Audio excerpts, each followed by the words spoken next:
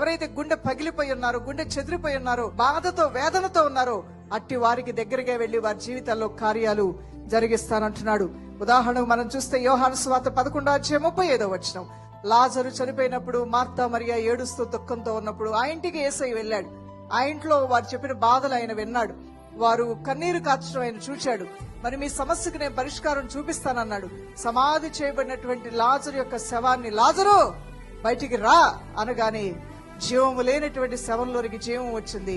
ఆ శవ పేటిక తెరవబడి ప్రేత వస్త్రాలతోనే లేచి బయటకు వచ్చేసాడంట లాజరు. అవును ప్రియులారా, దీనిలోంచి మనమేం అర్థం చేసుకోవాలంటే, నీ జీవితంలో కొన్ని పరిస్థితులు చలనము లేనట్లుగా, కదిపినా కదలట్ల, గద్దించినా మారట్ల, ఏడ్చినా మారట్ల, వద్రా అలవాట్లు మానవన్నా మానట్ల, పరిస్థితుల్లో చలనం లేదు, మనుషుల్లో చలనం లేదు, ఆర్థిక స్థితిగతుల్లో చలనం లేదు. చలనం లేని పరిస్థితుల్లో ఉందేమో దేవుడు తన వాక్కును పంపించి జీవము లేని వారికి దేవుడు జీవం ఇవ్వబోతున్నాడు. దేవుని బిడ్డ,